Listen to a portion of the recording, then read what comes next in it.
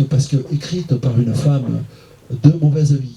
Alors le problème, c'est que cet évangile est en araméen, et écrite en araméen, et femme de mauvaise vie, chez les Esséniens, c'est-à-dire une secte juive de l'époque, était femme de mauvaise vie, une femme qui vivait ou qui avait des activités à côté d'hommes. Aujourd'hui, pour les Esséniens de l'époque, mesdames, vous êtes toutes ici des femmes de mauvaise vie, vu que vous êtes en contact proche d'hommes, etc. Hein, voilà. Ça veut dire aussi disciple. Alors ça veut dire, en araméen, ça veut dire disciple, et il y avait une autre chose qui chagrinait beaucoup les traducteurs de l'époque, les traducteurs épiscopaux de l'époque, enfin chrétiens de l'époque, c'est qu'elle était Marie-Madeleine, et on peut traduire disciple du Christ ou femme du Christ, c'est la même traduction.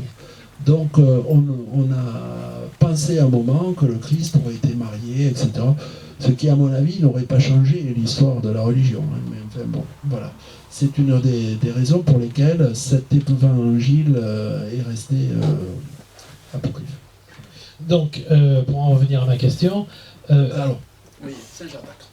Donc Saint-Jean d'Acre est la dernière grande cité. Elle a 50 000 habitants à l'époque. Mais elle attire malheureusement tous les voyous d'Europe qui sont, je dirais, en perte qui n'ont plus de statut social, que ce soit des nobles ou des pauvres. Hein. Tous les aventuriers, à cette époque-là, se rendent à Saint-Jean d'Acre. Et c'est un vrai malheur pour cette ville, parce que ça attire beaucoup de délinquance. Dans cette ville, il y a des commerçants musulmans, chrétiens, juifs, et évidemment, ces voyous vont chercher querelle à des commerçants musulmans qu'ils accusent de pratiquer la taqiyya.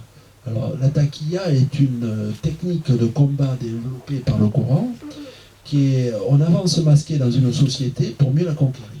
Voilà. Mais de l'autre côté, on a aussi des voyous musulmans qui viennent à Saint-Jean d'Acre parce que c'est une terre, je dirais, de neutralité. Et ils fuient les grandes villes musulmanes de l'époque, le Caire, Alexandrie donc, mais également Damas. Et